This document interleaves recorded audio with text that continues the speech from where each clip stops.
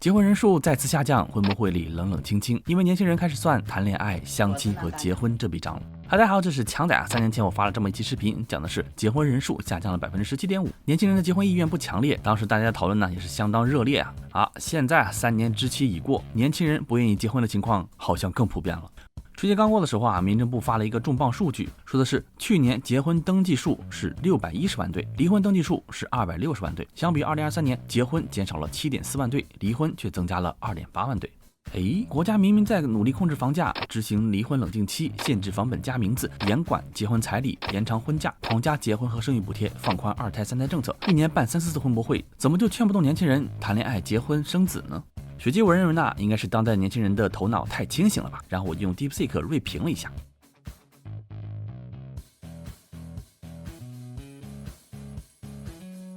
你这好了，别骂了，锐评都看哭了。我们抛开感情不谈呐，恋爱、结婚、生子其实是一笔经济账。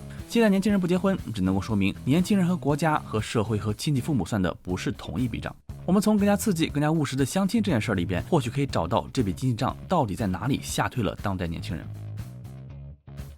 首先就是相亲的第一笔经济账叫做社交成本。注意啊，以下言论只适用于想结婚的人群，不代表享受单身主义人群的牺牲啊。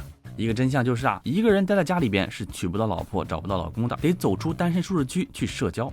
你要么在网上找，要么在现实找，但归根结底，你想在日常生活中自然而然的发展一个朋友，然后相处到恋爱结婚的地步，可太难了。我们不得不承认在社交成本越来越高的情况下，追求结果导向、更高的筛选效率成了很多人的选择。没有人愿意为了一个不确定的陌生人承受一点点情感或者金钱上的沉没成本，于是相亲就成了最好的选择之一。顶着相亲的名头大家就可以省掉很多相互试探的前戏，直接上主菜。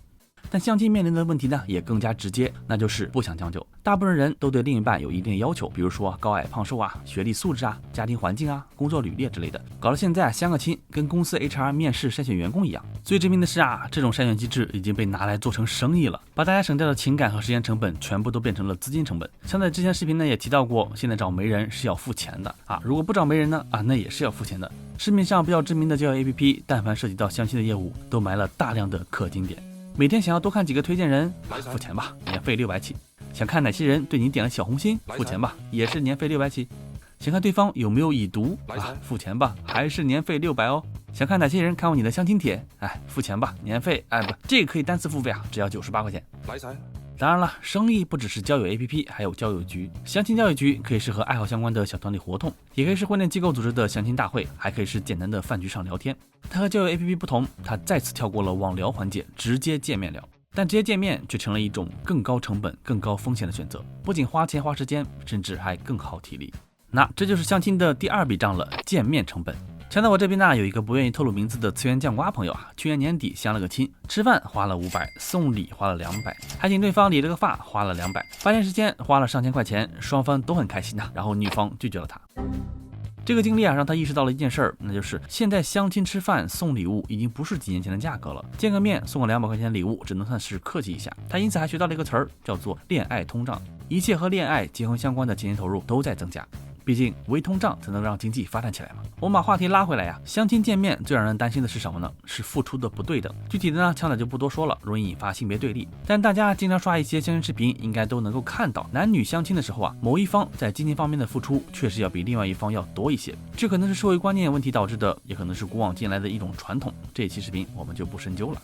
然而在我看来，花钱其实是次要的，更大的困难是每次相亲带来的精神消耗。因为省略了前期的接触过程和情感基础，相亲见面直接切入主题之后，男女需要在短时间内快速的把对方的各种条件进行分析、了解、对比、判断，然后考虑情感和物质投入，最后决定是前进还是撤退。这无异于是在脑子里边打了一次世界大战。这种风险成本也可以算到见面成本里面去。最后就是第三笔账了，那就是配偶的竞争成本。无论各位是男是女你只要想在新兴市场上脱颖而出，那就必须要有点东西。你可以是金钱，可以是相貌，也可以是社会关系，还可以是感情投入，但最少你得有一样。在去年很火的王婆相亲直播里面，我们看到了最真实的相亲市场。有的人会坚守自己的相亲标准，对方只要有一条不符合的，那就会被 pass 掉。还有的人八面玲珑，各种高情商回复，嘴里面说着5、60岁也能够接受，真上来一个40多的人就已经开始摆手说再见了。